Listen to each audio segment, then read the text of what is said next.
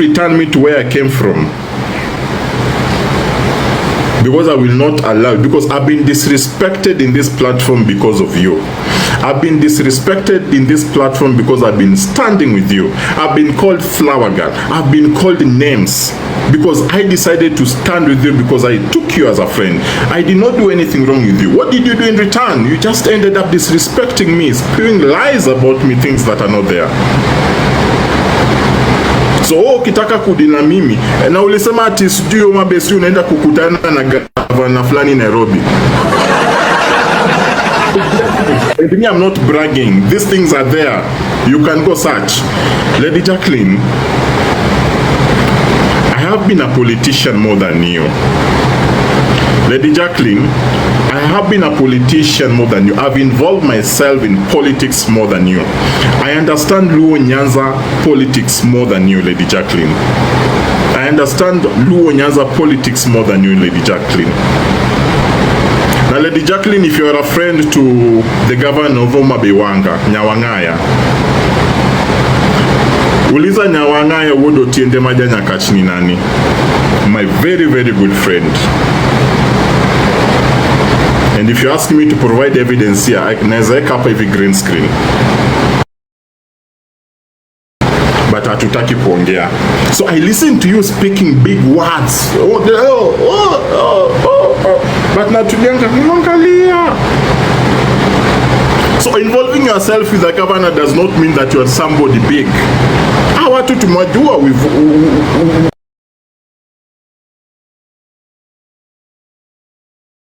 Hello guys, it's your girl Patience Status. Welcome and welcome back to my YouTube channel. If it's your first time here, make sure you hit the subscription box and put on the notification bell so that you don't forget any time I post a new video.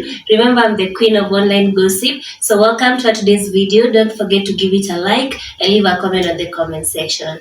Yeah. Nineka 20k kando nitakupatia. Honestly speaking, nineka 20k kando nitakupatia. That is what I want you to do. A very useless woman who got no shame. Umejua wewe ni mzazi. Alafu unaenda unatusi mwanamke mwenzako tu unapataje mimba at 40 something. Guys, have you never seen women who get pregnant at 40? Have you not ever seen women who get pregnant at 40? Kwani Dana Rosa akiwaambia kuna mimba at 40, now she's the first woman in the whole world amepata mimba at 40. No, Amel, wacha hiyo 20k tumweke, because this lady is so obsessed with money. You're a woman, hata ndo maana ulitusiwa na Dana Rose. You're a woman, you are telling another woman. This is a woman who does tell us that she's so much educated. Mwenye isujua alianza kufanya PhD na kumaliza. And you are coming here telling another woman, how do you get pregnant at 40s? Thank you, Karina. It's a shame. It's a shame. And LJ, mimi niko na issues. I've had issues. I've had issues. How can she support? There's no way. Imagine, she cannot even support na naenda kudhalilisha wanawake wengine ati how can you get pregnant? Which means atakwanga naenda kuambia mama wengine how can they get pregnant at 40? So imagine guys, huyo Lady Jacqueline, with the kind of education that she has, guys, wacha tuongee tu kweli. Mimi si charazi Lady Jacqueline, nawambia facts. I don't know how to charaza. With the kind of education Lady Jacqueline akonayo, guys, it is just so simple. Lady Jacqueline, and I want to tell you this. There's a lady in Kisumu, anaitwa Rosemary Omuga. Akuna shule kwa SOA Zokoriat.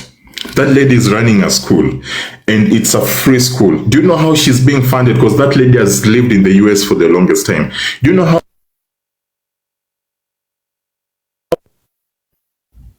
how that lady is being funded? That lady is being funded by organizations. Aliandika proposals, akatafuta. Huyu mama mwishi US for almost 10 years. Aliandika proposals, akatafuta ma NGO, and those are the people funding her school. Those are the people funding her school. Not only Rosemary Omuga, there's so many people who have started foundations za shule na wanafunza watoto bure, and those schools are being funded by NGOs. Sasa, tukikuja kuuliza Lady Jacqueline, with the kind of education that you have, why can't you just write some good proposals? Achana hata international NGOs. peleka Safaricom, peleka Equity Bank, peleka KCB. You will get some help. Because ukikuja TikTok, let me ask you, ukikuja TikTok, guys, you know, ingekuwa mtu mwingine ingekuwa afadhali, but for someone who is so much educated, unakuja TikTok unachanga, unapata 60k ya uniform. Unakuja unachanga, unapata 100k ya rangi. This is something you can just do even to a company, hata hizi makampuni za marangi. They will come paint your school because you've started an initiative that is helping the society. These people will come, they will paint your school. Andika, guys, for someone who has stayed in the UK for the longest time, unataka kutuambia hujaipata any connections or any links? That you have to come on TikTok kuchanga pesa uniform or sijuni, alafu unakuja kutuambia a donor can be anyone. Sustainability is very much important, Lady Jacqueline. Unless unatupima you get funds, but unakuja kuchukua zingine kwetu. And that's why ninaambia Lady Jacqueline, kwa hii hey, kwa pesa huyo ni waya mbaya sana. Huyo ni waya mbaya sana. Learn to respect people. The reason why many people squeeze watu kama kina Lady Jacqueline walikuwa na supporters kama wote wame reduce. Where are they nowadays? Umebaki na watu wachache, wakina Nyako wamebaki na watu wachache because you have disrespected people who stood by you. Mimi hata ukimuuliza nimemkosea nini hata moja, she doesn't have any answer. We are Taiba Homa Bay County kama yote. That's a serial con woman. Anything dealing with money, pap. Na Lady Jake tumuneza kosana na any story ya do. That is what hiyo ndio kitu nimesoma na mama nikamwangalia tu vizuri. Because there's a time she even called me. Guys, now let me tell you this, the truth. There's a time Lady Jake called me and asked me, there's my person who is here, and ajui mimi na yeye tulikuwa tuko hivi. And then Lady J called me and asked me, did so and so send you any money to send to me? And I'm like, can you go and ask her? Can you go and ask her?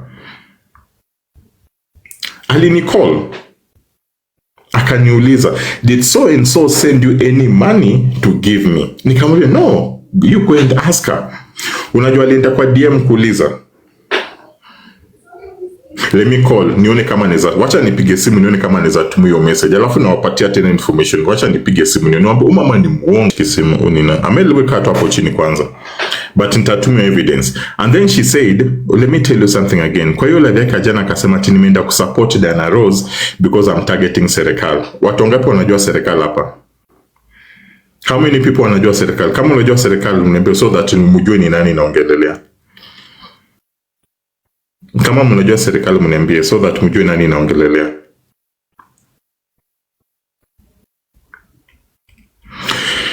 Yeah, you guys do. So akasema ati na support serikali because I'm and support Diana Rose because I'm targeting serikali. Lady Jacqueline, it is not about supporting Diana Rose.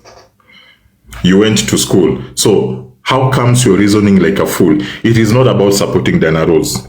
It is about agreeing with the points Diana Rose analeta kwa platform. Mnanionanga nikienda kwa live ya Diana Rose? Do you guys see me kwa live ya Diana Rose? Because supporting someone means wanga uko kwa live yake. So Lady Jacqueline kwanga nikimsupport.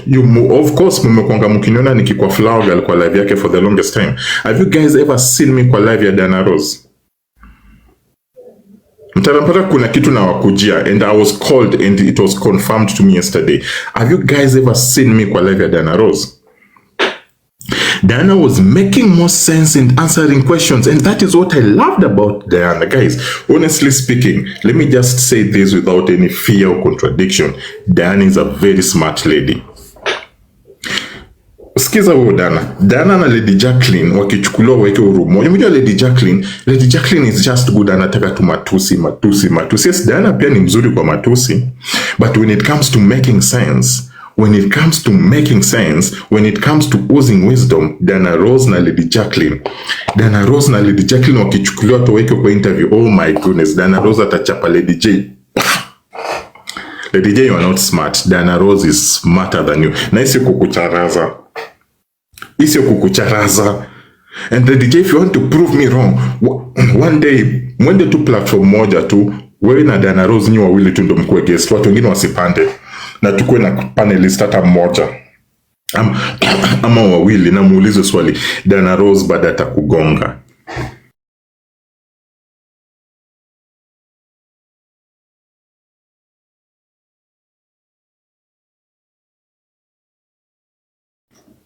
Because I've listened.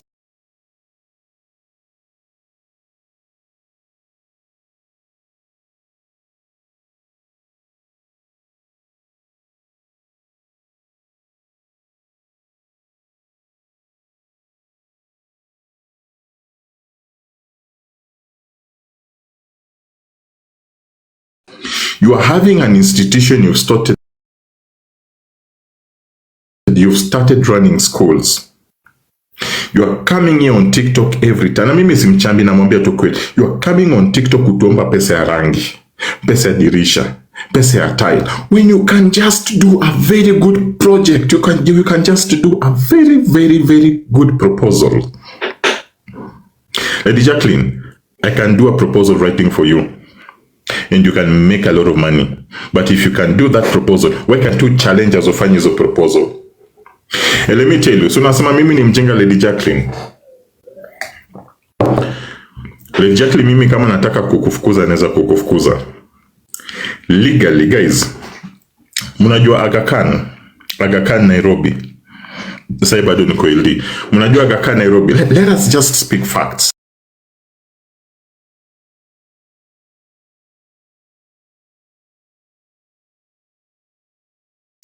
And I love. Wacha niongee facts tu na watu wachache. How many people mnajua na Aga Khan Nairobi?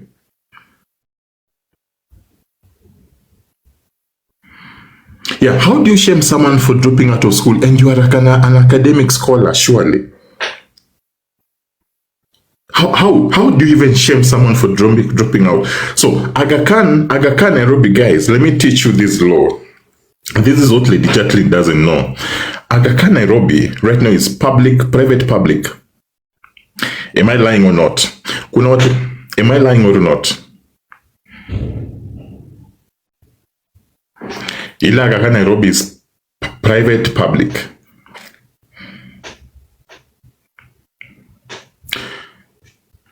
Owned by Bass. Good. Nice. Let me pin you comment. I love educated people. Napenda kwenda shule ni mzuri. Bas, wacha tu twende tu pole pole. Na moja tu facts. Nataka wacha commentation wapinie comment ingine.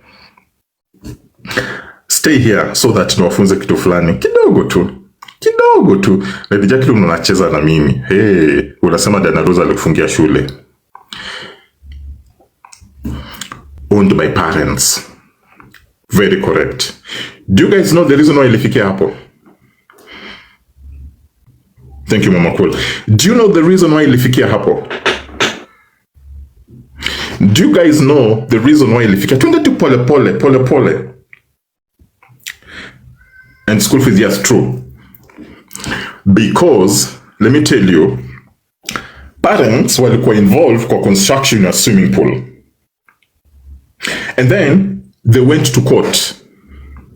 Already wako na pesa. They went to court to claim shares. And that's why part of the shares again their parents. And the same thing right now tunaweza enda kotini. We nani, Lady Jacqueline, hiyo shule inaweza kuwa owned pia by TikTokers. That school can also be owned by TikTokers, Lady Jacqueline.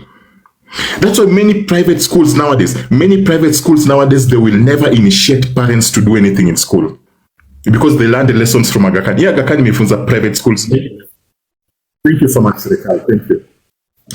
Many private schools in Kenya right now, they will never involve parents hata kujenga gate ya shule. Watafanya tu ukora tu kwa school fees au kidogo wameraise school fees wanapata wanafanya wenyewe.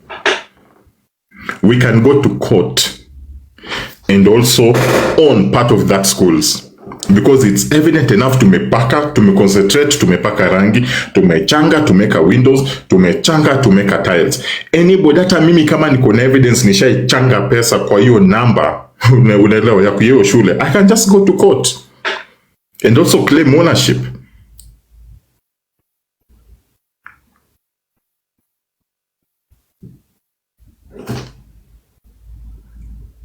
Munacheza nyinyi watu, because unadhani sisi ni wajinga, but we are telling you the way tukucharazi. What we are telling you are facts.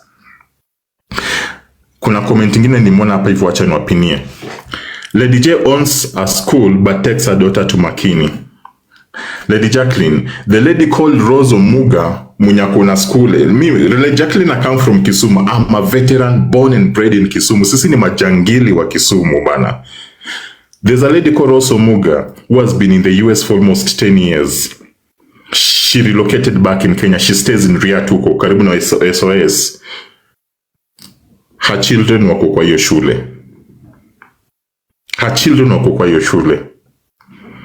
So, Lady Jacqueline, I'm just telling you, you are a typical con woman. You have the character traits of a con woman because of the things that you've done. Yesterday, uliulizwa story ya accountability ya pesa ulichangiwa. Umefukuzwa hapa na kwa swali ya mamilioni na mamilioni. You've never given any concrete evidence that ulispendi pesa kufanya hii na hii, hii na hii, hii na hii. And you want to be a leader in Homa Bay. You're just a typical con woman, character traits of a con woman. When you're called to have a conversation, umeitwa to have a very, just a modest conversation. Just like you went to school. Okay, guys, kwa hiyo platform, Jacqueline akikuja kwa platform, mmoja kuna mtu amesoma kama yenda amesoma amefanya masters amanza PhD. So, you are the highest. You know, hata mimi nikimuitanga na mambanga, you know, this is an academic scholar, eh? So wewe ndoko juu. But even a class 8 student is even reasoning way much better than you.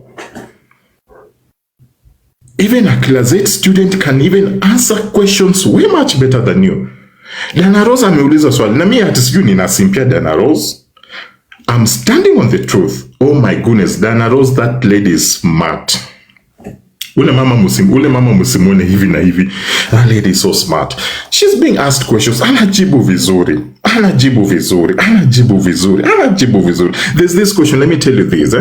She was asked about is the stories of national housing stuff. Nini. I don't know what was the question about. And then when Lady Jacqueline alijibu swali paka nilidharau education start, like Lady Jacqueline, the way you answered that question, it made me to like degrade your educational standard education yako.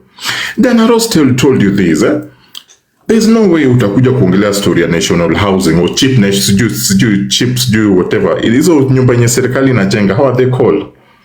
Affordable housing. Like the employees in Homa Bay. Employees in Homa Bay wanaenda months in months wajalipwa. So, what, like, these houses is just being built for a few people to buy those houses, for a few people to own those houses. If you want to talk about affordable housing first, lipa employees in Homa Bay County. Make sure it doesn't go months and months bila kulipwa. Guys, niko sure hata nyinyi mko na relatives wenye ni employees kwa county. Am I lying? See, they go months. Kuna wenye wako na hata arrears ya 3 months wajalipwa. County employees, many of them threaten wanaenda strike. Madaktari tunaonanga hata wanaenda strike, wana complain wajalipwa for 2 or 3 months. So, muna expect hawa watu wanunue nyumba na pesa gani? If you cannot pay them in time, muna expect watu wanunue nyumba na pesa gani? So Dana Rose akamwambia, first make sure the employees in Homa Bay are well paid, so that tuongelee story ya affordable housing. Atunasema also, Lady Jacqueline, Lady Jacqueline, you need to go back and probably do some refresher courses, because now we are questioning the credibility of your education. Thank you, Ella. We are questioning the credibility of your education, Lady Jacqueline. If that is how you can reason in these platforms, then you are doomed. Dana Rose is way much so. Oh, guys, mimi hata nicharaze mara ngapi, Lady Jacqueline, Dana Rose is way much smarter than you. That one you can take it to the bank. Dana Rose is way, and I'm not saying this you using Dana Rose against you. I'm just saying facts. Because I've been in 2 platforms. Mimi, wewe, Dana Rose, now to wengine. She's too myopic.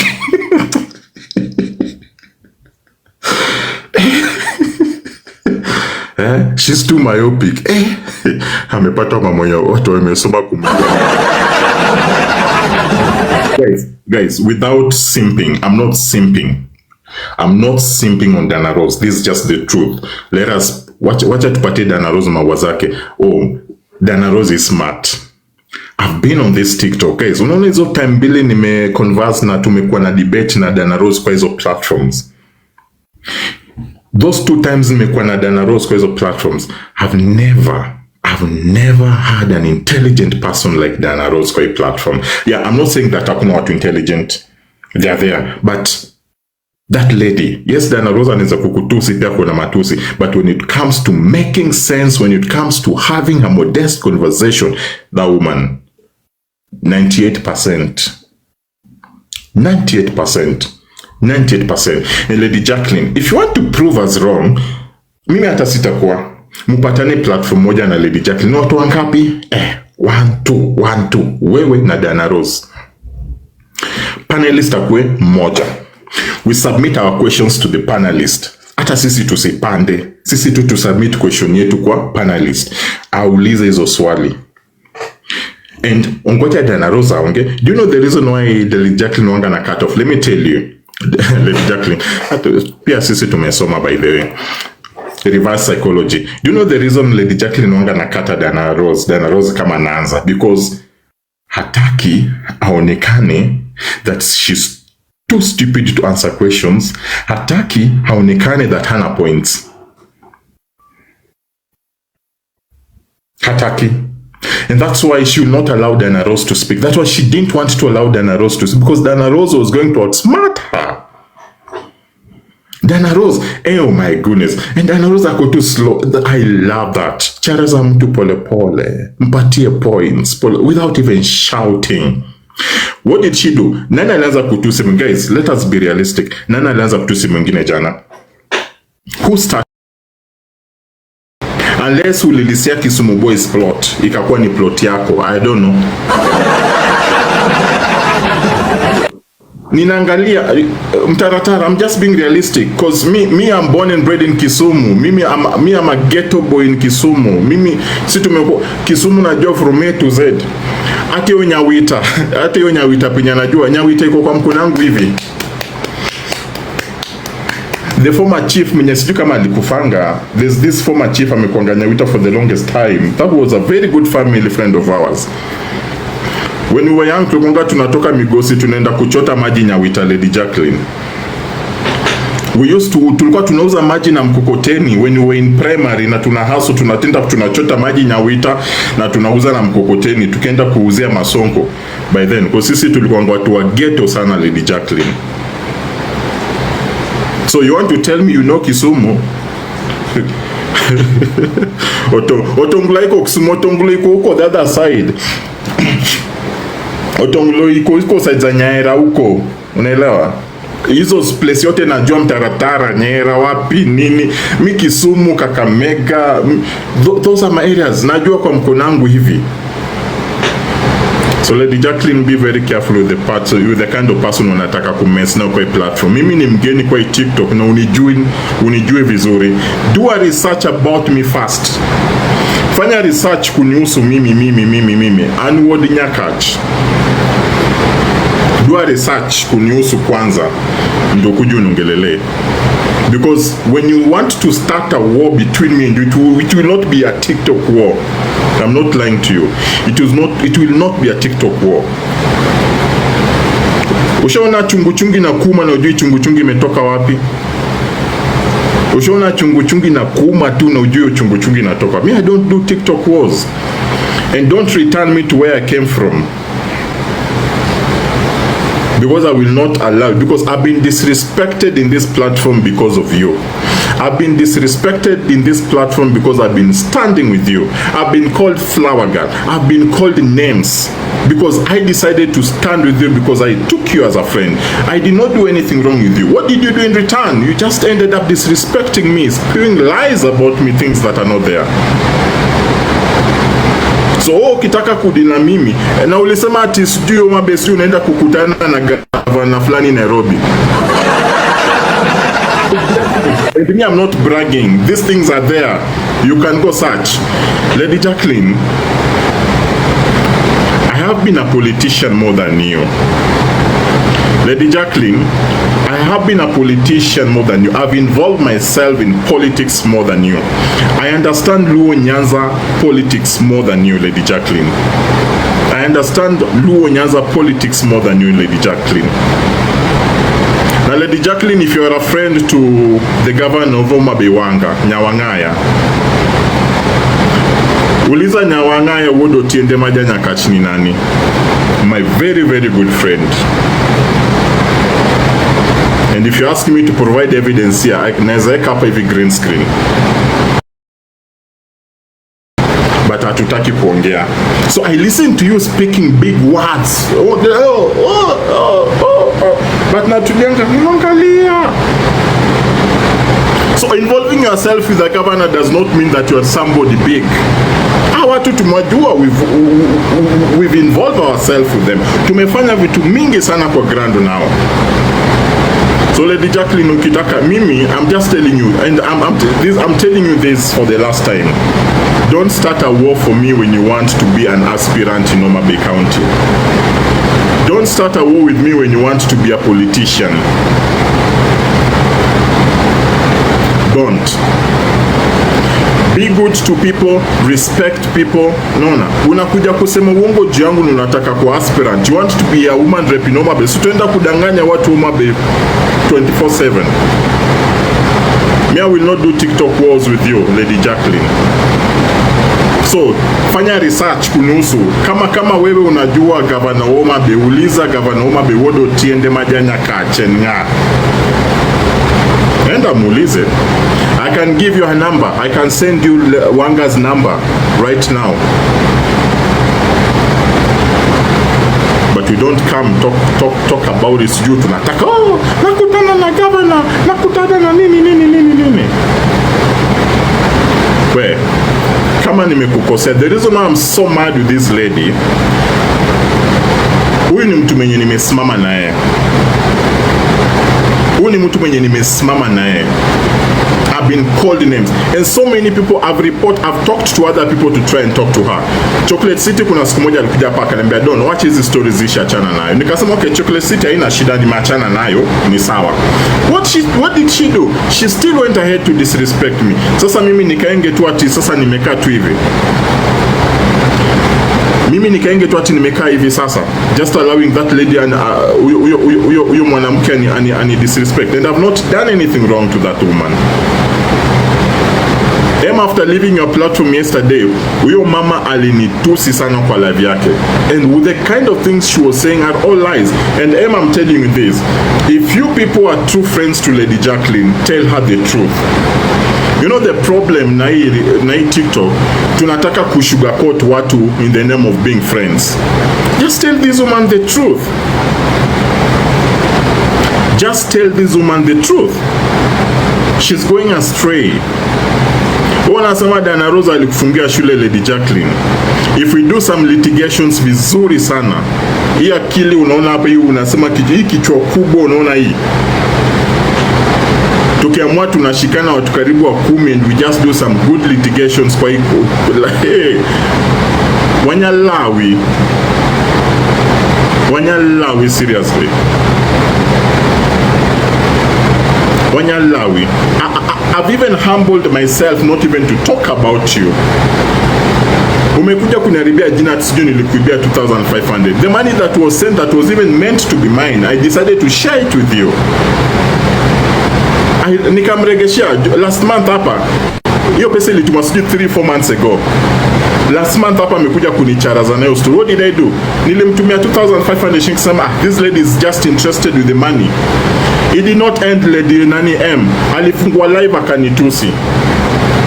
She did open a live akanitusi. She did open a live akanitusi. And I told her you are lying, you are lying, you are lying. And leo nataka kuambia Lady Jacqueline hivi, mimi sitapigana naye TikTok war. Ataumwa na chungu na juu chungu na mume imetoka wapi? Ataumwa na chungu na juu chungu na mume imetoka wapi? Ataumwa na nyoka na juu nyoki na mume imetoka wapi? So let him, me I will not do TikTok wars with her. Si anasema yeye anajulikana Kisumu vizuri. That lady has disrespected me a lot. But there's a time, let me tell you, there's a time I was called. I was invited in a phone, tilikuwa WhatsApp call. Mimi naona tu umejua kama mtu anakukall and there on a two-way phone call utaona kwa WhatsApp. Nikasema since ni rafiki yangu acha ni join. Kama Gloria it's good, nilikublock but nimekupata hapa. Did you tell Lady Jacqueline that I'm in a relationship with you? Did you tell Lady Jacqueline that you did send me 15,000 kwenda kumokolea police station venye sijui alishikwa? The lady said no I didn't. Nikasema you did because Lady Jacqueline alisema kwa live yake. She did not say that. Hakuniambia sijui kwa message. She opened a live and then she said that. Then what did the lady do? The lady said, let me add Lady Jacqueline kwa call. I did not add Lady Jacqueline. Emma, I want to show you something. I did not add Lady Jacqueline on a call. It is that lady mwenye alikuja aka add Lady Jacqueline kwa simu.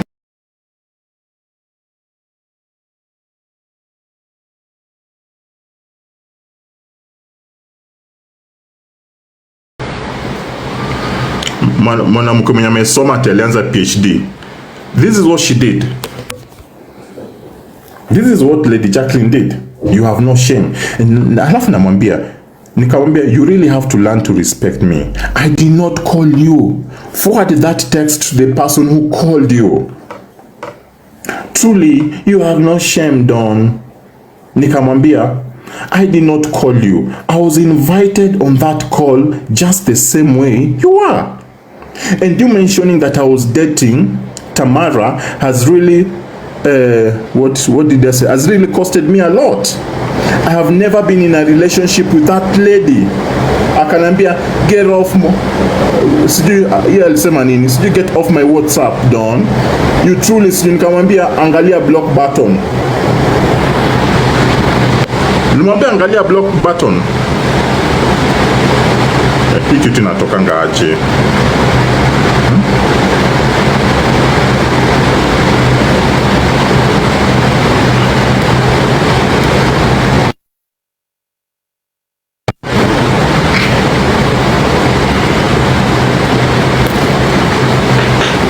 So that is Lady Jacqueline. Mi sasa sijui mama na ujiuliza, mama kwani mimi nilimfanyia nini?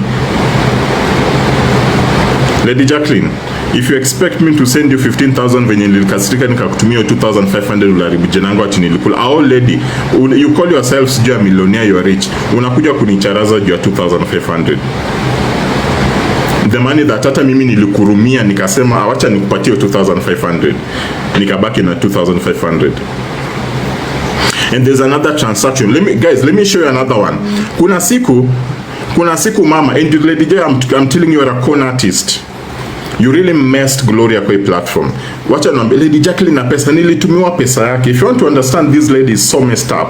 Nilitumiwa pesa yake. There's a time tena nilitumiwa another 5,000. And I think I was sick by then. Ninamuka ninapata missed calls za Lady Jacqueline karibu sijui 10. You see? Namuka napata missed calls za Lady Jacqueline karibu, and I'm asking, what's wrong? Then this is what Lady Jacqueline alinitumia. Wacha niwatumie. Let me take a screenshot nionyeshe if it's gonna show. Ndio hiyo. Mama nimepata amenipigia, nimemsevungu kama LD. Don't please ilal to DCI rito pesa. They want to go arrest Peter K. nilituma after yeye amekono mama 15,000, the lady did send me 5,000 nimtumie, but me I didn't know because I was asleep. Akaniambia Don, umepotea na DCI anangoja hiyo pesa, wanataka kwenda kuarrest Peter K. Ndio hiyo, nikamtumia pesa. I did send her that money. Nilikuja nikamtumia pesa. Mimi sikukula pesa yake. I didn't eat her money.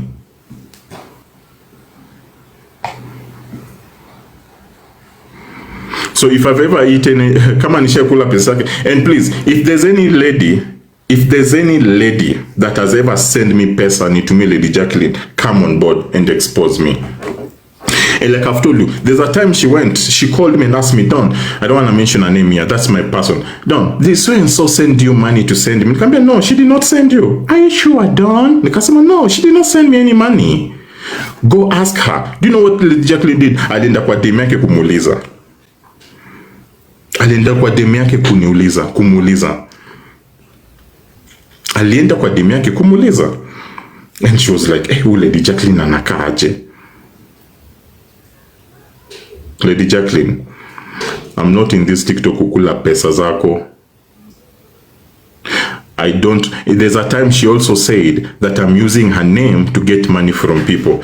Who has ever sent me money because nimetumia jina Lady Jacqueline? Who has ever sent me money because nimeenda kutumia jina Lady Jacqueline?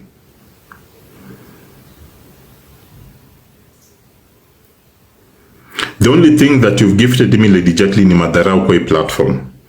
Even after being called flower girl because of you. After being disrespected. Alafu nakuja unanitusia mtoto ati nilikuja hapa kuchanga siju mtoto wangu. You do not even understand the story. Alafu guys, listen to Lady J. Lady J, you're a mediocre. You're so myopic, by the way. Yani wewe na hizo akili zako zenye umeanza na PhD. Wewe na hizo akili zako kubwa nyuma unaanza nazo PhD. You even coming here telling me that ati nilichangia shosho ya wendo na nikakula pesa. You are coming here telling me nilichangia shosho ya wendo. And you repeated that yesterday. That nilichangia shosho, not shosho ya wendo, shosho wa Kakamega nikakula pesa. And actually, he did contribute money for shosho wa Kakamega and you had 82,000. Yeah, Lady Jacqueline. Hey, Lady Jacqueline. Una chizi, ama umekuwa joza, paka muko na kutu. Inakata ikutu inakaa inaharibu akili yako. Inakaa ikutu na mess na akili yako. Ama umelambwa sana paka takili like these people went to school. How do people reason? Because for you to tell me that nilichangia shosho wa Kakamega na nikakula pesa, you are supposed to come with evidence. And that's why nilikuwa na kutetea kwa watu wenye wanakucharaza, nikasema before ucharaze Lady J, why can't you just come with evidence tukunye hiyo chai ya Lady J? And you are coming here telling me that ati nilichanga pesa shosho wa Kakamega nikakula. Lady Jacqueline, you are so myopic, you are so dumb, you are so low. Akili uko tu na akili ya PhD, because ulituambia ulianza kufanya PhD. Akili ya PhD, akili kubwa, akili ya PhD inakaa kama akili ya standard 2 dropout kwa hii TikTok.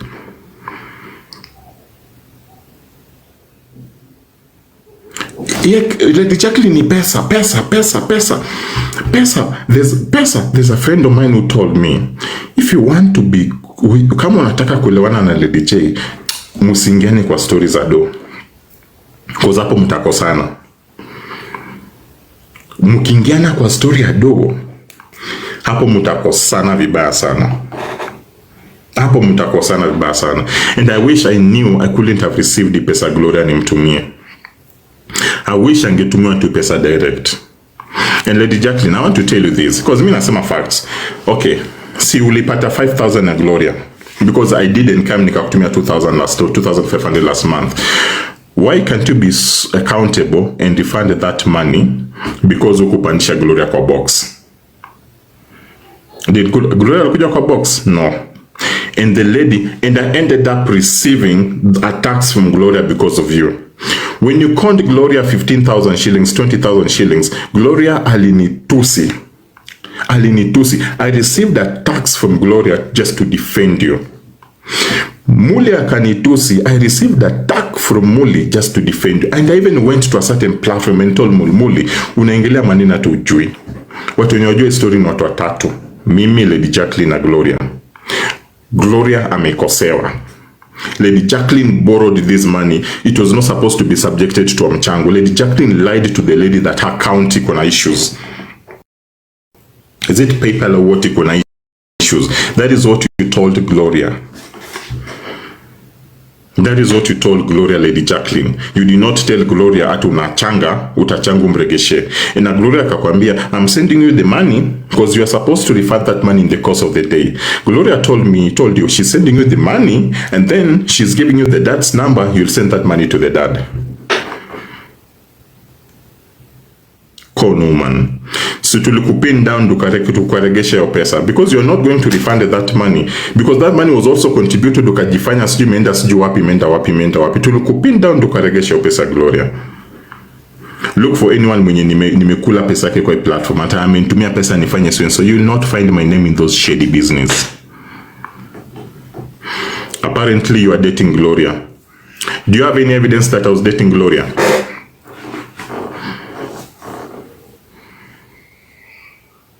You know very well that I've never dated Gloria. Do you have any evidence that I was dating Gloria? Mwache kuniletea vitu za ujinga hapa hivi. Karina, panda hapa kama uko. Karina, panda hapa kama tena kama uko. This is the lady who knows the truth. Panda hapa. Uambie wako hapa.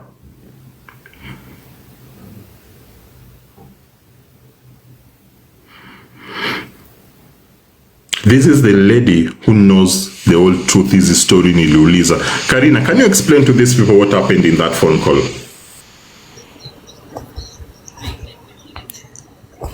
When we had the phone call, she said that you guys were not dating.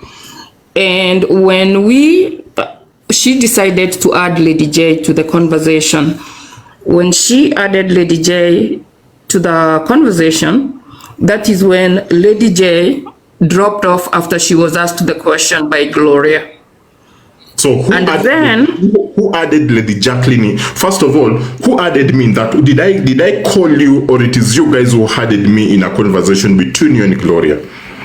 We were having a conversation with Gloria. She called me.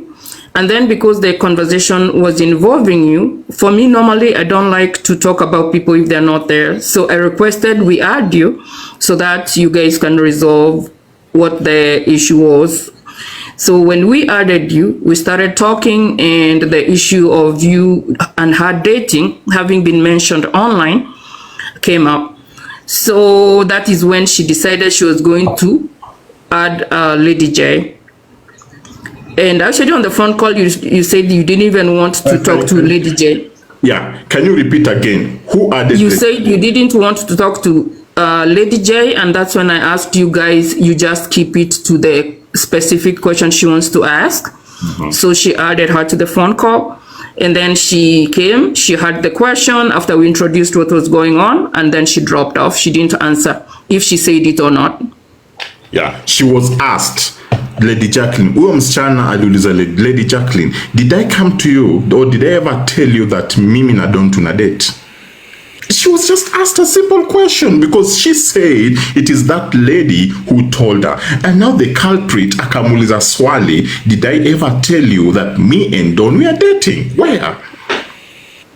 Mtu mwenye alianza PhD akujibu, she chickens out from questions, akadrop. Then what did she do? Akakuja kuniambia, shame on you, Don. I did not even add her in that call. She needed to go and text Gloria and beg Gloria, shame on you, not me, because I did not add her in that phone call. Because in the first place, I didn't want to talk to her. Karina and I can convince, no, you guys just have to talk and sort this problem. Then anakuja kuniandikia hapa shame on you kwa simu. Mtu mwenye ameanza PhD. Thank you, Karina. Mtu mwenye amefanya PhD.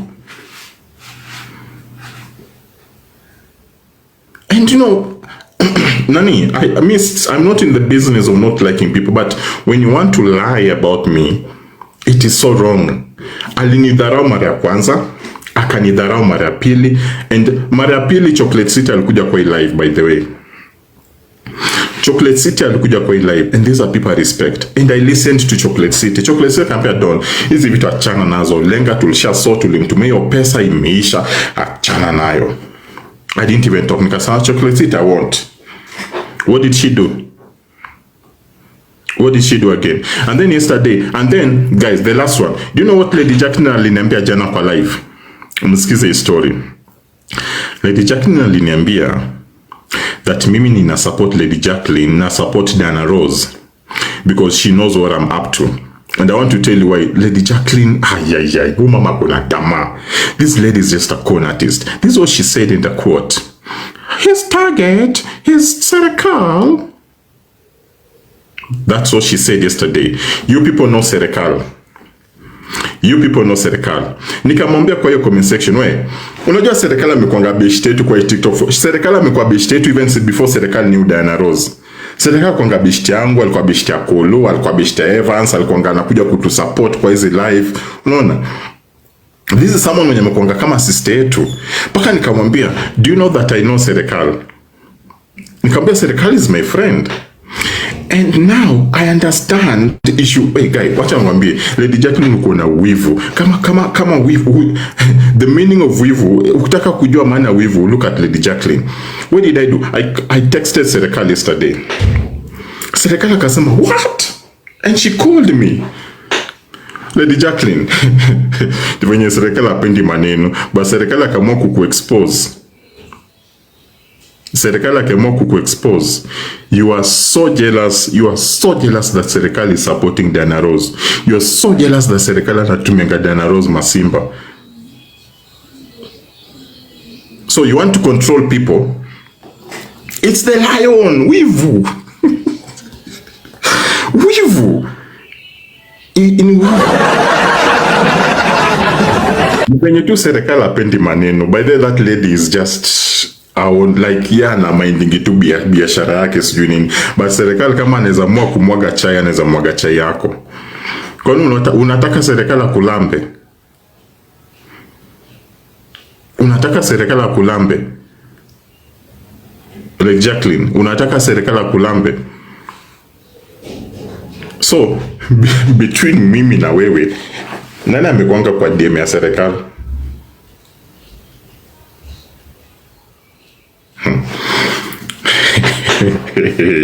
Acha tu.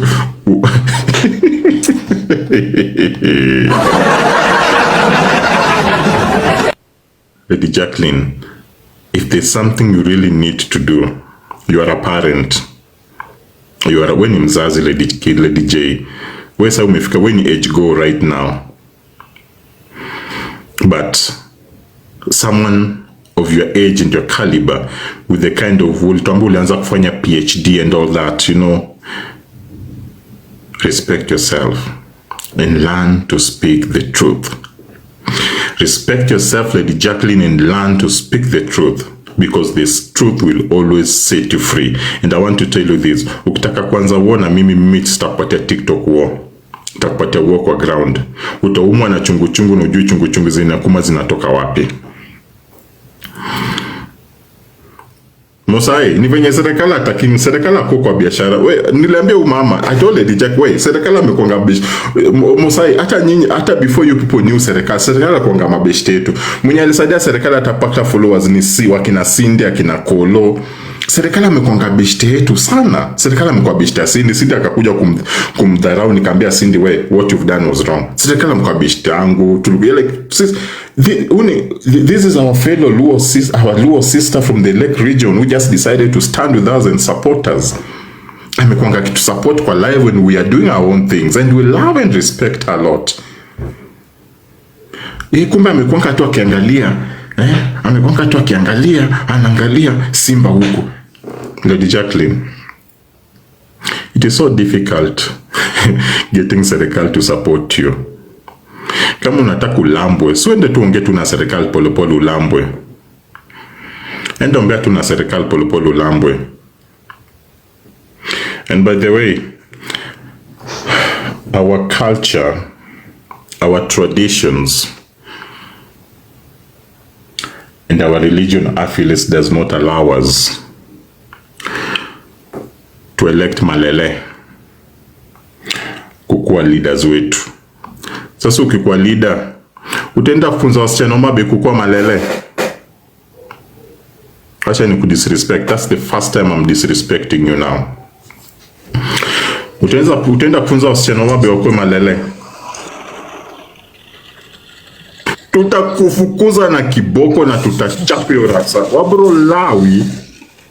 Wale vijana kwa kina Dana Rose wa kufanya kazi poa by the way. Sasa tukitaka kidogo tu Musai na minute. Lady Jacqueline, ukitaka sasa magoons, tutakufunza goons. Like ukitaka magoons, mimi nitakufunza maana ya goons. Mimi nitakufunza maana ya goons. Trust me. And Kisumu can be worse than Homa Bay. You think Homa Bay is worse? Kisumu can be worse than Homa Bay. Tutakufunza maana ya goons ni nini. Endelea na kupatia opportunity uendelee. Na sitafungwa live kukuongelelea. Utakuwa unaumwa tu polepole. Tunasema sijui shule yako ilifungwa, sisi tutafunga shule yako. Tutakupatia depression. Utaenda hospitali kumeza madawa. Utapelekwa hospitali umepata heart attack. Tutafanya, we can give you heart attack. Tutakupatia. Unakumbuka Kimwa, the former Kimwa Hotel? Mwenye Kimwa nini ilifanyika mwenye Kimwa? Alipata heart attack baada ya nini? Wewe Lady Jacqueline unasema unajua Kisumu vizuri. Kimwa Hotel in Kondele there. What happened to the owner? What happened to the owner? Hey, Omera, it will go. Come slowly. Cool down. Come slowly. Musai, wachane. Osema tinsikio. Poa, mambo vipi? Salama sana. Mimi nilikuwa ni add something on top of that. Kitambo, mimi nimekuwa hii TikTok miaka mingi sana. Kitambo nilikuwa na support Lady J, especially wakati alikuja na hiyo nini yake like kutengeneza shule ya watoto walemavu nini. Atia brochwadi. It was a good thing. A lot of people they supported her. For sure, hata mimi nilikuwa mmoja wao. Mpaka ile time sasa like mimi acha nijiongelele. Ikakuja kufanyika kwamba like she amefanya michango TikTok for so many, yani michango mingi sana, na pesa ilikuwa inachangwa mingi mpaka ile time magazeti walienda wakasema kuna shule ni mashimo tu amejimba. Hiyo ndio time nilikuja kuona hapa sasa. No, unaona. After that nikaacha kumsupport kabisa, unaona. Na Lady J ni yule mwenye ako na wivu, unaona hapa TikTok. Lady J anataka kuomba yeye ndio peke yake asikike hii TikTok, kama ni michango yeye peke yake ndiye afanye michango kwa hii TikTok, unaona. Hataki yani akiona mtu mwingine akipata anakuanga na wivu. Anataka ndani ni yeye akue kama ni yeye tu. Kama ni michango ni yeye tu afanye, kama ni Lions yeye tu apate, unaona. Akiona mtu mwingine akipata ako na wivu, unaona. Another thing, hiyo story ya kukua women rep she wa Homa Bay, Lady J will never win that election. Hiyo nayo hiyo tusidanganyane for sure. Yeah. Ati. So Lady J shida yake ni wivu. Ati chukua mic, tutarudi kwako Musai. Yeah. Na tunataka shares. Sema ati. Ni aje nani Don na Musai? Fiti sana. Poa ati mambo. Poa, mko poa? Fresh. Thank you mtaratara. Kwani kumekwaje? Si wewe nani sometimes hapo nani Don was one of the biggest supporters of Jacqueline. I mean, what happened? Yeah, you can imagine I've been one of her biggest supporters and defending everywhere, but she decided to disrespect me, kusema lies, kuniusu. Ati, you know, Gloria I think has been in your platform for some times.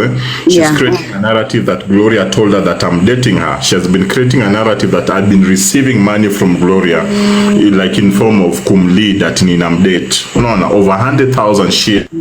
Thank you, my darling Tara. Subjected Gloria to a lot of questions. Kwambia Gloria, let her evidence ya easy person comment to me as over 100. Gloria amekwanga kuja kwa platform kuni support just like other people do. Like she's supposed to everywhere. Even me on my match, she sent me about 30K. Yes, and that is what she has been doing. Akipata na namba yako kakamzinga and stuff like that. Kumbe Lady Jacqueline anonanga tu event. She created a narrative that na date Lady Gloria. So I did put I was invited in a certain phone call where Gloria was. A WhatsApp call, Though, you know me, I blocked Gloria. Because Gloria... After me, by the way, thankfully you've said it. By the time I block nani don't. Siko ubaya. Like drama nikasema every day Gloria do. Nikasema gigiola. Mimi nikamblock. Nikaki you may say. Nilikuwa scared kusema hivyo nikasema nisiharibu brain yako, but now that you've said, yeah, sorry to interrupt, continue. I was invited in that phone conversation on WhatsApp. I was invited. Nikapata Gloria hapo. Nikamwambia Gloria, now that you are here, Lady Jacqueline said on a live, because that is costing my relationship. Unaona? Lady Jacqueline said in a live that I was dating you. Well, mimi nilikuwa ninakudate. Gloria akasema don't miss, jasema kitu kama hiyo. Then Gloria invited Lady Jacqueline kwa hiyo WhatsApp call. She's the one who invited Lady Jacqueline. Lady Jacqueline akakuja. Then she asked her question. Did I ever tell you that I'm dating Don? What did she do? She chickened out and left. After that anakuja kunitusi kwa WhatsApp. And I did not even invite her on that phone conversation. And she's even creating a narrative that Gloria did send. You remember that time that alikuwa na issues juzi yenye sijui walikuwa nafukuzwa na magoons huko kwa kina sijui Diana. Hiyo sijui wakaenda police station. You remember ati? Nasikika ama nime nini? Am I being heard? Unasikika hiyo time wakienda kupiga mapicha kwa kina Diana. Your time akienda police station. Yes, I'm listening. You know, I usually like to listen more before. Yeah. Remember. So the fact that I'm not responding, I'm just mute so that I don't interrupt. So she did allege that Gloria did send me 15,000. I go to Homa Bay, nim release. And Gloria herself admitted, no, I didn't send Don any money. And she repeated that yesterday to Natu. Imagine this Don, he told Gloria, give me some money. He released Lady J and Gloria gave him 15,000. And I'm like, is this lady normal? And on that day, by the way, I was with someone, and that person is here. I was physically with someone in Kisumu. Nimemaliza Lady Jacqueline. Hasafi Panda. Yani mama ni muongo yani. I think I'm done explaining that. Maybe if you want to say something. No, nothing to say really. Mimi nasema hapa TikTok, I think by the end of the day, I think we are all defined by our character. Unaona? Because it's really hard to keep explaining people, validating yourself and all that. That's why Mimi, you'll never find me here coming to validate myself, because I don't have to validate myself, right? People will always have opinion over people. And the best thing is to look after yourself. You can love someone so much, but if that love is not giving you peace, do your piece, because the beautiful thing about TikTok, kila mtu akona watu wanampenda. You have your fans, you have people that will support you no matter what. So if you felt the association thing with Jacqueline wasn't good for you, I mean, respectfully, you just leave. Life goes on. Sometimes we need to be close to people to know who they are. A lot of people out here wear masks. Unaona? TikTok is full of people with masks, but you know what, sooner or later the masks usually fall down. That is the beautiful thing about this app, right? So when the masks finally, unaweza penda Mosae, nikuje realize Ayla, kumbe Mosae, you know, akona some of tabias that do not sit well with me. Okay, so of course I'm asking sarcastically, una support her Jacqueline and all, and that is fair enough. You know, you had to be closer to her because probably there's something about her that you liked. But when you found out that it wasn't good for you, you know, you move, you leave. I mean, nobody's born with anybody in this world. So if you felt the association wasn't good for you, the allegations wasn't good for you, the best thing is just have your peace and move on, and that's it, you know.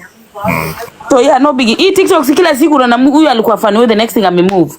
Tell me, look at the reshuffle on this app.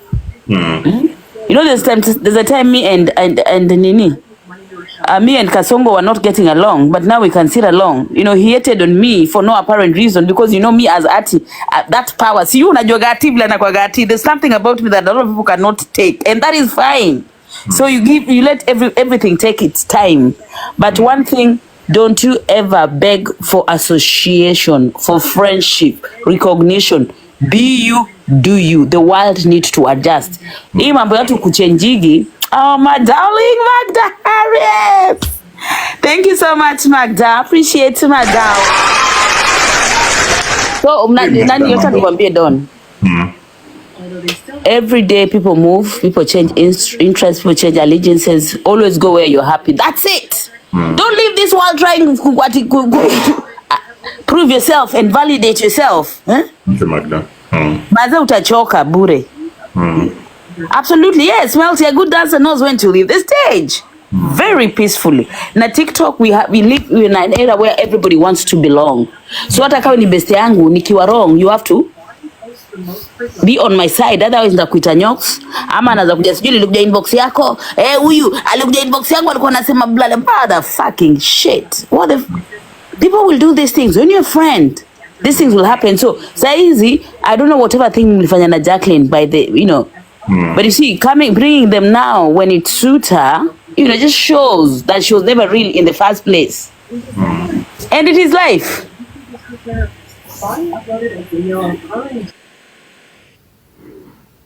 Yeah, so atia me mute. Hasafi. So Don nikuulize swali. So does it mean Lady J anadhani because kidogo tu tupatie Hasafi mic kidogo alafu nakuja kwako nani Musai. Yes, Hasafi. I was actually around when this whole situation happened. Uko mbali, come near your phone. Come near your phone. I was actually around when all this happened. For what? Uko na echo. Let me drop you, then you come back. Uko na echo. So hiyo time Lady Jacqueline alikuwa na allege nilitumiwa 15,000 niende Homa Bay nimrelease. Nani alinitumia 15,000 niende nini. In fact, I was having myself liquor in Kisumu in one of the beaches. And I was together with Asafi. So nashangaa nilitumiwa pesa za ngapi? Musai chukua mic. Musai chukua mic. Yeah, Don. So mimi whatever I wanted to say ni kwamba unajua nimekuwa kwa Lady J for the longest time kwa platform yake, and this is what the Lady J thinks ukikuwa rafiki yake mnakuanga kwa platform yake, yani she thinks anakuown, unaona na any money yenye inapeuanga mkiwa na yeye yani kwake hiyo ni yake, unaona because I remember very well kuna time alikuwa afanye mchango na alikuwa amezoea most of the time platform yake ndio inatumika, but for some reason platform ya M ikatumika, unaona and you know very well kuna zile gifts inapewanga, unaona at least host yana parking na ka percentage. Do you know alienda kupigia M simu kumuuliza ile percentage host yanapata airudishe kwake? M mmoja alienda kudai ile percentage ya gift. Yes. So Lady J thinks kwamba when you are friends mnashareanga platform moja, yake wewe ni supporter wake. Yani yeye thinks kwamba anakuown. Yani na any money unapata kwa hii app mkiwa na yeye hata kama ni yako. Unaona kama wewe ulikuanga supporter wake, unaona? Any friend, okay, sasa tuseme huyo Gloria ama any of your friends mwenye ni friend yako na yeye akikutumia pesa tuseme ni 10k, Lady J thinks kwamba hiyo pesa ni yake. Yani ni kama mimi naonanga anataka umwambie nimepewa pesa fulani ndio hiyo umpatie. Unaona? Yeah. So wale wanasema ni uongo, hebu uliza M alienda kudai M hiyo percentage ya gifts. Mimi najua because I was there at that time.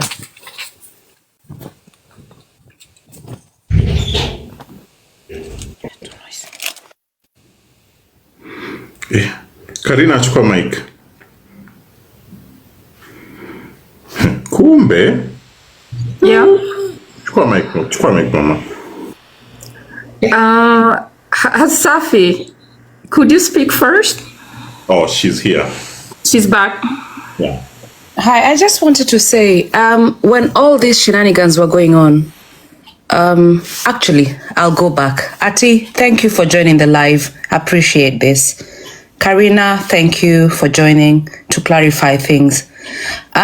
When Dawn was contacted by this lady about all these things about LJ, he was very dismissive. I can attest to the fact that he did not receive any money from this lady. This lady kept calling and calling to find out, to try and get him. Siwende uko, siwende find out. And to be honest, he did not even go. Kwa hivyo, hizo vitu zote zinasemekana ni uongo. I don't like to come on live and justify issues, but I felt the need to come in today to clarify and to say that actually these things were wrong. Don aku receive pesa yote from this lady on the day. Hakuna pesa alipewa ya kurelease Lady J. Kwa hivyo, all that should be slashed out because it doesn't even make sense. I hope I've clarified things. Karina? And before we go to Karina, there's a time Lady J asked me if you did send me any money to send to her. Did she come to you to ask you if you did send me any money? Yes, and I had not sent any money to you, so I had no reason to.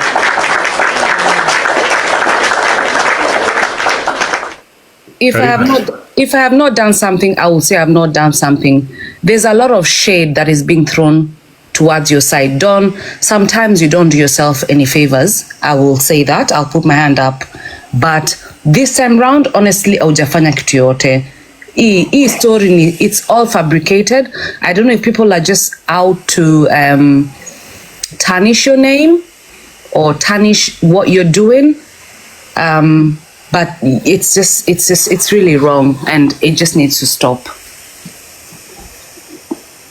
Thank you so much. Karina, chukua mic.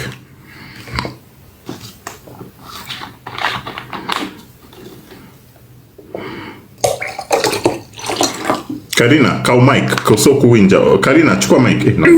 Karina, yeah. I was around when the three-way call was put through and he could not even go through to the call. And after that, alitusiwa, akatukanwa na LJ, vibaya sana. And I was literally saying, you know what, just hush yourself. There's no need for this. But to be honest, LJ went below the belt that day. And it's just not on. Actually, the issue about the 15K, while we were having the live where LJ was present, it was clarified that there was no 15K that was sent and nobody would substantiate that. So I'm not sure why she's repeating it. If it was clarified that that did not happen and the only money that was sent ilikuwa hiyo ya pombe and for the 2 money guns. And even Gloria herself admitted to that.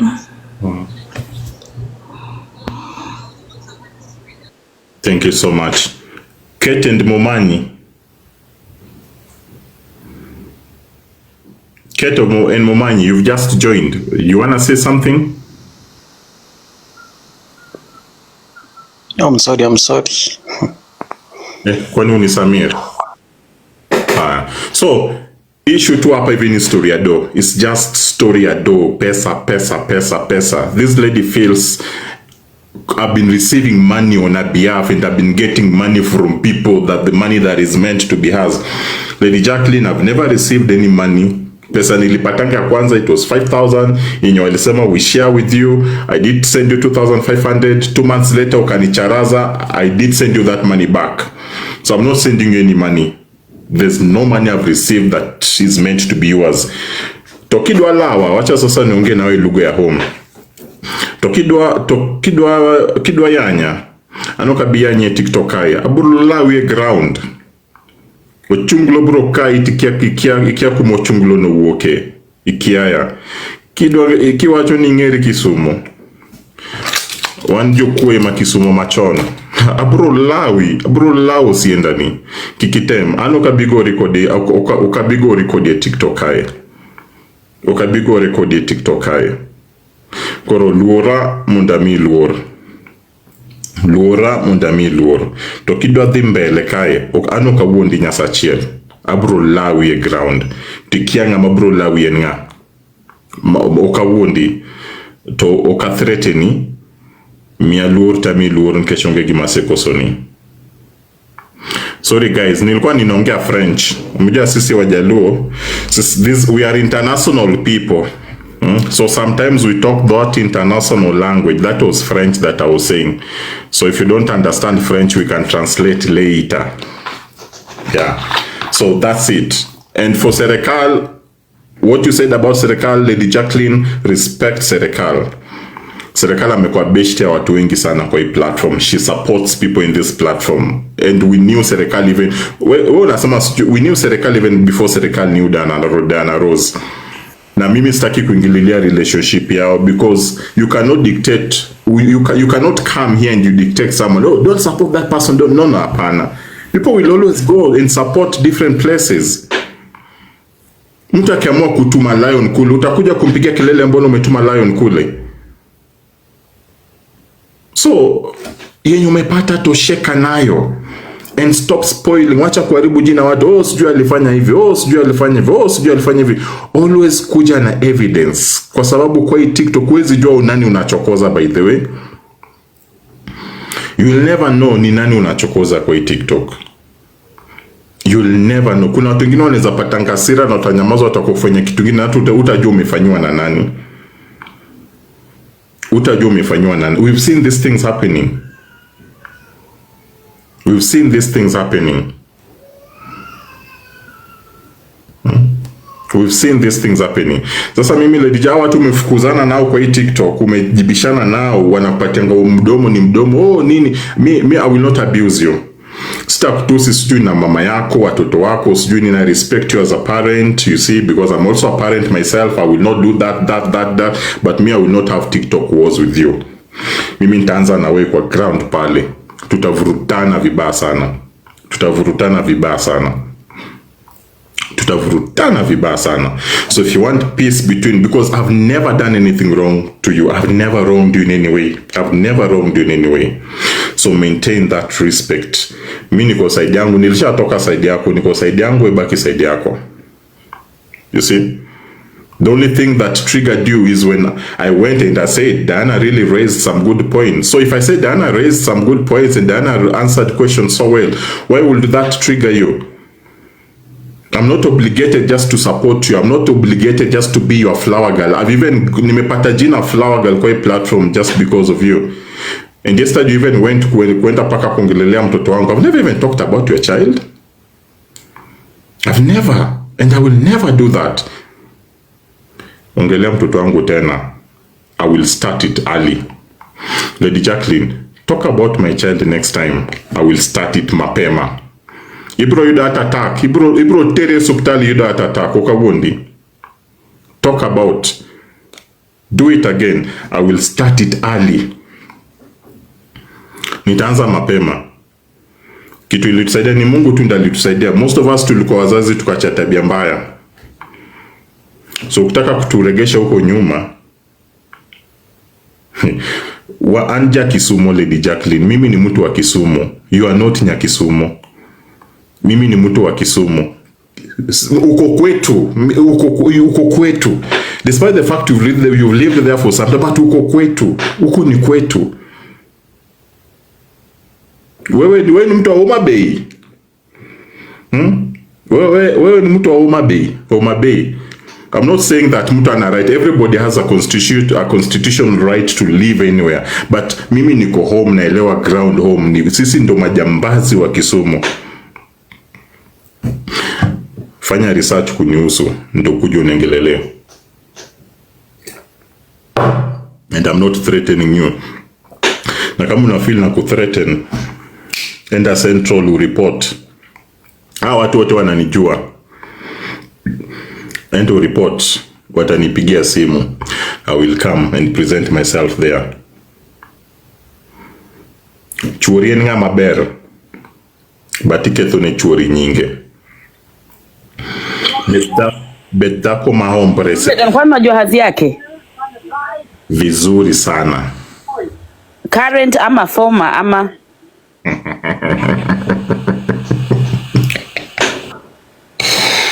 Hey, actually, let me tell you something without even answering that.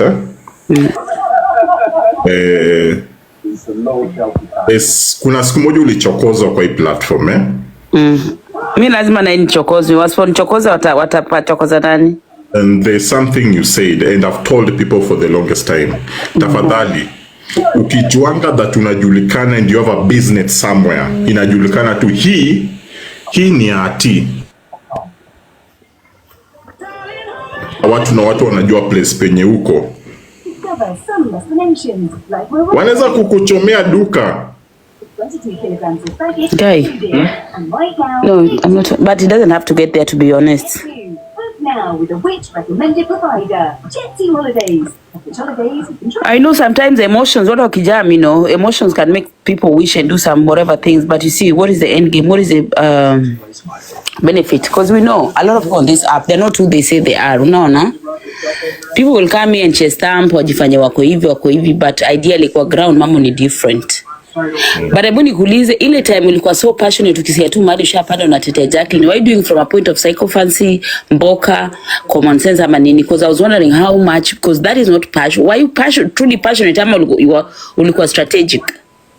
No, let me answer. Let me be sincere when answering that. I loved her reasoning skills. I was so much inspired by Lady Jacqueline. How venye alikuwa na arguments zake, apigi makelele mingi nini. And that's okay. There's a time I even had a phone conversation with her. I think nilikuwa home Kisumu by then. And I even advised her about the schools and stuff like that. I think alikuwa anafanya painting on that day. No. Nikamwambia, oh, that's really good. I love your reasoning skills. And because of that, I'll always be supporting you. Hata venye alikuja na content yake ya koti, it was a very good thing. We had a side conversations with her. Nikasema, yeah, that's a very good thing because inafunza watu hata tukienda kwa the actual court. Tunaelewa kama kuna watu wenye watu tukienda kwa the actual court tunajua inafaa tu behave aje, inafaa tuseme aje. No. And I've received a lot of attacks from, because I've never gained anything kwa support Lady Jacqueline. It was never mboka, because mboka inamaanisha there's something that you gain from it. It was just intentional. But what pained me a lot is the disrespect that nimepata courtesy of her. When Raf Muli also started disrespecting me. And there's a time I told her, no, if this continues, I won't be coming there. And I stopped going there.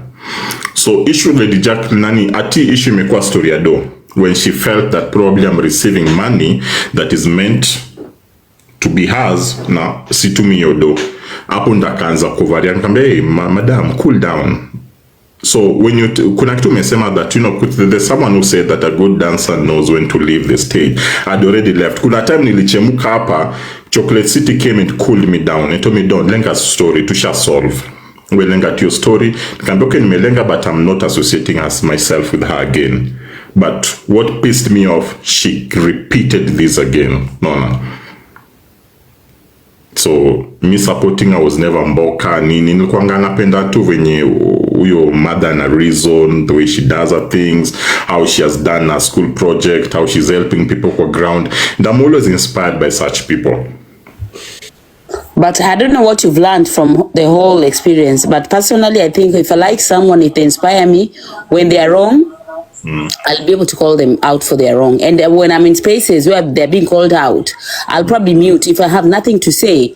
I won't be the one wanting to fight for them, because when you fight for such spaces and people, you look like an idiot. People see you as a fool, because common sense should be common. Like, I remember one day I saw you, whoever's platform it was, you really were fighting for her and defending things that weren't making any sense at all. And I thought, okay, this is how psychophancy looks like, right? Being inspired by someone means that sometimes you can see they are all wrong.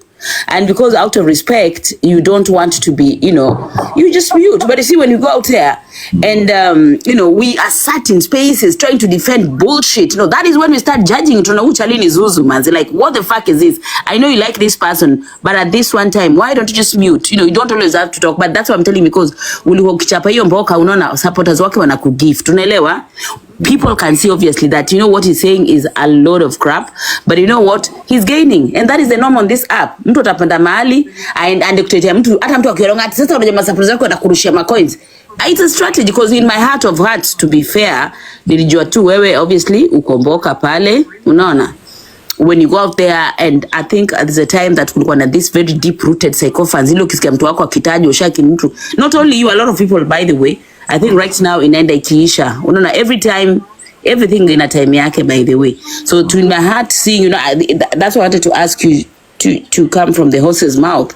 Nilijua tu maybe wewe ukomboka, ukisikia tutenda umtete. And do you realize that you were actually disappearing as a person? You know, it reached a point where mtu akikuona alikuwa anaona Jacqueline, anaona mtu wa mkono, anaona, you know, like you're losing your sense, the person that you are. I don't know whether you felt it, but personally, at some point, I thought all the hate, anybody that hated Jacqueline would definitely pick it and, you know, have your need. You akikuona, wanajua ni mouthpiece. Unaona? Yeah. I've learned my lesson. So you're right, actually. I've learned my lesson killing Iramba, and I think defending her made me look stupid to quite a number of people, and it's good. This had to happen for me to realize that. It did not happen when I realized. So I've learned my lessons. That's life. We keep on. Tunachapwa na mawe, tunasonga mbele. Kama hujalearn lesson, utachapwa na mawe ingine uko mbele. So moving forward, hopefully moving forward, you're planning to do better. Don't jump from the, you know, whatever fire to the, you know, like, you see, a lot of people jump from one place to another. Ulikuwa na psychophant wa mtu fulani, una jump na mali fulani. I don't understand. Mimi usemaje, unaweza kwa best yangu Adon, unaona? I cannot even in good terms with you, but kuna kitu nikisikia juu yako, if I, you know, I'll rectify it. I'll say the way I feel it should be. Sitasema because I don't like you. So moving forward, I hope you'll do better by yourself, mazo. Usiende from point A to point B. Urudi tena waza ku, you know, hii story ya psychopathy maze, it looks so weak, especially when people like, I expect better from you. I'm sorry to say, you don't have to align with anyone, you know, just be you, do you, have your opinion. So that umepanda mahali, maybe sasa umekuwa psychophants wa Karina, unapata mahali she being called out, ushaanza kumtetea. Hey, no, Karina, like, oh, come on, please. I'm just hoping that you're gonna do better, because dalili ya mvua ni mawingu, Sasa isiku umetoka kwa Jacqueline, tena unataka kuhope kwenye hiyo kazi ya mkono mahali don. I mean, you're too good for that bullshit, but you know, I know there's passion. Some people love people and they do it subconsciously. But usually the people at the corner watching you, you know. Yes, yeah, that's what I'm saying. I hope he's not jumping from the frying pan to the fire, my friend. And let me tell you one thing. I'm going to tell you for a fact. Being a sycophant that brings nothing on the table. Watu wanataka sycophants wako na vitu. I'm going to be very honest with you. Kwanza hapa TikTok, right? People want sycophants that has something. Unaona? That is why unaona mimi hata kwa moderators wangu wote ni masonkore. Mamods wangu. Mtu ana chochote na siko baya. Sitamweka moderator. Why would I want you to moderate for me? What exactly are you moderating? You get my point? Right? So wewe kwanza you have your own platform, you know, establish yourself, do you. Of course it's good sometimes go and have an opinion. Usiogope kutukanwa. Kutukanwa ni normal. Ni constant. Na sasa hivi mali in one side that imesha tare kubadilisha. So you know sometimes what happens, people lean on the side that usually disrespect them to make themselves feel better. And I've watched you, ni kama una lean the side ya Diana, because Diana is one of the person who has truly kukuchamba na kukucut into pieces kwa hii platform, unaona? So I'm sure maybe unaenda huko ndio you save yourself, you know. That is what a lot of people do. Watu wanawatukana, wana disrespect. Check it hizi TikTok hapa, unaona watu wanatukanwa, unaona mtu anatukanwa anaenda huko anatuma gift anazima hiyo moto. Unaona? So nimewatch, I could be wrong though, you can correct me by the way. I'm just saying an opinion, something that I've been observing. Unaona ni kama saizi, unajirusha sites za Diana Ross. Unajaribu kumtetea juu na huko ulikuwa unamrusha tu roses.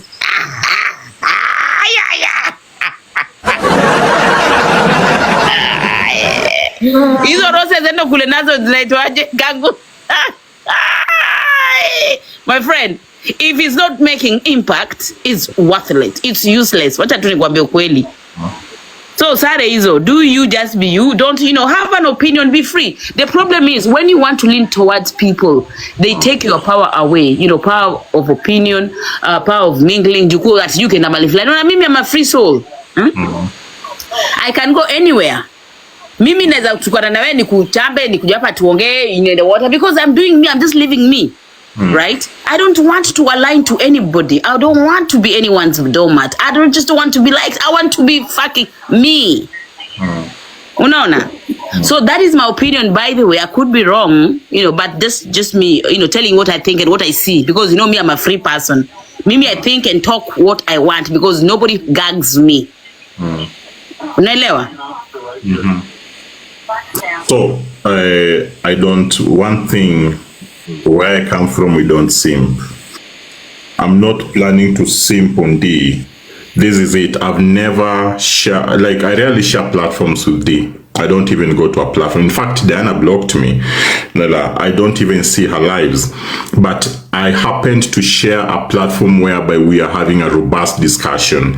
And Diana Rose was there. Diana Rose was there. Lady Jacqueline was there. And questions were being asked. Diana Rose did so well. She did so well, and trust me, any person who's there could have listened. And if you are the judge, unge conclude that this lady ali owes some wisdom. And this is what I said. Diana, you've really done so well, and you've asked her, you've answered your questions. You've been articulate and very eloquent. And while Lady J ali skip, ali chicken out. No. So that does not mean that I was simping, despite the fact. No, let me make it clear. I'm not talking about the particular day, the conversation and all that. I'm just talking generally. I'm not getting into the discussion that happened and all that because I didn't watch it, so I cannot make a decision on something that I didn't watch. Yeah. I'm just giving you a general observation, my observation, which I am entitled to. I never watched that debate. I don't know how it's, I didn't watch it fully. I think the first one really watched St. Clifford, but I didn't finish watching it, right? I think the little I said, Jacqueline was a little bit careless with her response, and she had some arrogance. She didn't state her fact very well. And in a way, I think she looked down on this person that was asking a very pertinent question, this lady, and it was Grace. So she did put a lot of effort on it, So the way she responded was a little bit that particular one, Jacqueline didn't do so well. Maybe she wasn't prepared and all that. I'm just having a general talk from how I'm observing. And look, nobody can take your choice and powers away. We can always talk, but you see, whatever thing you do, that is your life. By the end of the day, that is you. That is what you want to do. But then me as a person, another person, will see how we see things. Yeah. Yeah, that's it. So I was just giving credit where it's due, but I don't simp for people. Thank you so much. I don't simp. Okwa simp one. Obange. Ako mote mrebi nyono le dijeni. Dako no kinya bana. Okwinyi kure veriambo bwana. You are behind the news. You are behind the news. Okwinyi kanye, wacha kumukwinye bwana. Kusukura anti girima kuema uondika. You are behind the news, bro, basi. Haukukwata kwa live yake jana? Bwana, Don, bednga maber bwana. No, I don't, no, Bange. I can't be disrespectful. I respect you, lakini bednga maber. Kanti wati go to the lady J to watch or bednga maber. We kilo kimokeshe to mida poki no to igine. Can I talk now? Yes, talk please. So bro, this is what I'm telling you. I think you're behind the news. This thing has been happening for quite some time. Umekuja hapa kusema niache kudanganya na nikuwe mtu mzuri. And I've told people I've never done anything to Lady Jacqueline. You don't know the kind of disrespect I've received from Lady Jacqueline. Go and ask Chocolate City. This thing has happened even, I think around 4 times. Chocolate City came up, if I can don't to share out your story. Achana nayo. Like you just lenga. M is even there. So when you come saying that nini, that's when you're behind the news. You're behind the news, bro. And I'm even asking you, Lady Jacqueline Jana, we hours of the, what time was it? Was it 2 a.m. or 3 a.m.? You see? So, okay, Sema, when you come here saying stuff like that and you're behind the news, na shanga, auko TikTok, bro. I don't talk about things that I don't know. I don't do that. Alikuwa na kuchamba. Achana na kuchamba. Yes, kunitusi, and it is not the first time. So, okay, let me put this in short. Number one, Lady Jacqueline an alleged nili receive pesa on her behalf na sikumtumia, and that was not true. Akalege nilitumwa some 15,000 shillings. Hiyo time alikuwa sijui alikuwa na issues kwa kina Diana huko hivyo, that I received 15,000 from a lady and I was supposed to go and rescue her in Homa Bay. She has said that 3 times in a public platform in her life, something that has never been true. Again, Lady Jacqueline akasema, I've been in a relationship with this lady, that this lady confided in her that tumia more than 100,000 shillings na ninamdanganya that nampenda, I'm in a relationship with her. We had a phone conversation. I was invited, na niko na witness hapa Karina mwenye unaona. I was invited in a WhatsApp phone conversation, and the lady invited Lady J kwa your call. Kuuliza Lady J, what you are saying in your platform, I never told you such a thing. Nilikwambia wapi that I'm in a relationship with Don? I am in a relationship. Mtu wangu akisikia hizi vitu online, it has really costed me much.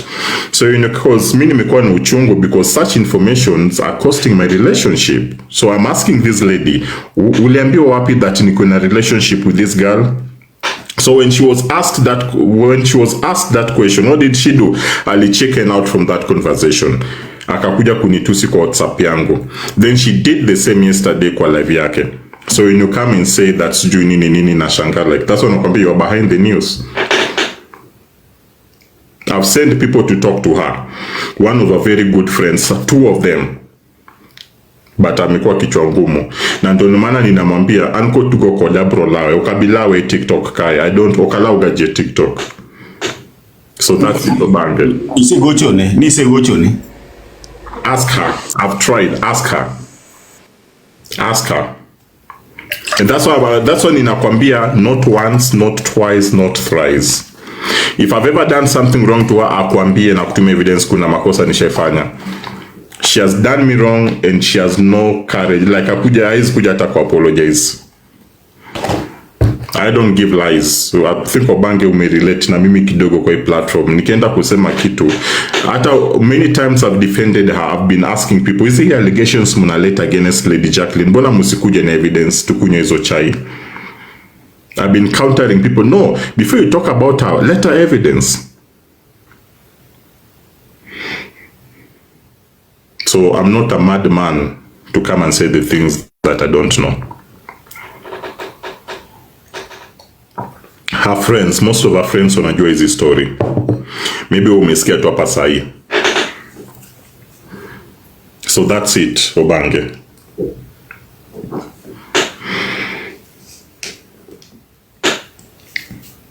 Iwinjo.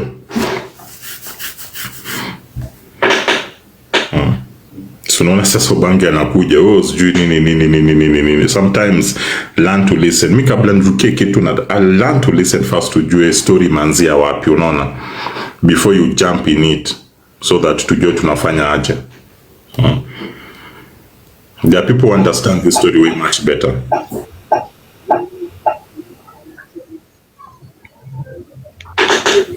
Yes, Sarah.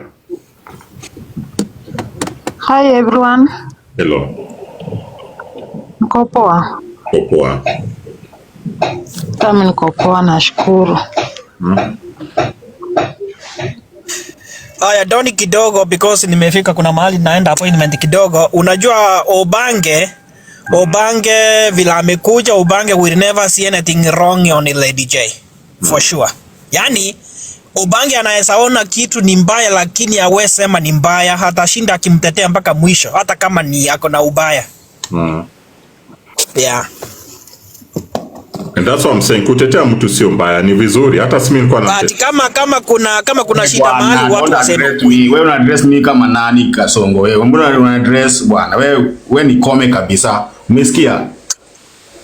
Wewe ni umbwa bana. Sasa wewe ni kukome, wewe ni nani wewe? Wewe Gasia, eti ni kukome. Sasa nani Gasia? Kome Gasia kama wewe. Wewe na mimi nani Gasia? Aya, Don Takataka nimefika wa mahali US. kwa naenda, hebu ni attend interview yuko hapa alafu tuone baadaye. Kwa US unasema ni Hebu kwanza hiyo ghasia Obange iendelee kutetea hata kama ni shida yote. Hebu tarudi baadaye ndio nisikie anasema unaishi vibaya US. Hata ukuje urudi Afrika. Wewe unaishi vibaya US unazidi tu takataka. Dinaishi vibaya wewe. Hata sisi tuishi kushinda takataka wewe. Wewe. Hebu niende Don narudi baadaye. Sasa unafungua nyororo na kunapiga makelele. So umeelewa hii story ama bado? Nimeelewa, lakini wacha ndio umeniambia nilikuwa nyuma, but nitaongea na nitasikia Queen vile anasema. Kwa jina hata mimi nimeambiwa tu na unachamba Queen, kasema Don ama nani, ndio maana nichambe watu. I've been telling the truth. I don't miss kuja hapa sijui nombo. What I've been saying is just, but vile najua wewe na Lady J itakana ungepigana simu muongee, but wacha tutasikia. Sawa. Yes, but kama ni hivyo on behalf of her I'm sorry kama ni hivyo, but nitasikia. Yes. Hello Karina. Hi, Don. Unasalamiwa na Ubange hapa chini Karina. Hi, Ubange. Hello. How is your day going? I'm fine. Huyo takataka wa US wacha asini address tena. Anafikiri akikuwa US anafikiri amefika. Jinga sana. Relax. Don't let it get to you. Okay. Thank you, Karina.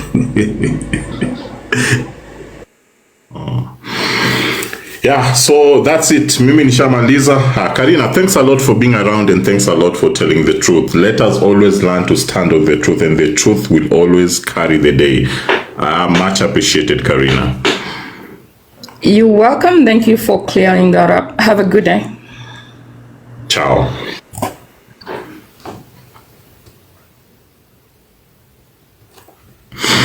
Yeah, so that's it. Aende afungue live and address, but don't go so deep. You guys have a lovely evening, lovely morning, lovely afternoon. Bye. So thank you so much for watching the video to the end. Remember to like, share, comment, and if you have not subscribed, please make sure you subscribe and put on the notification bell so that you know every time I post a new video. So guys, thank you. I'm gonna see you on my next video. Bye.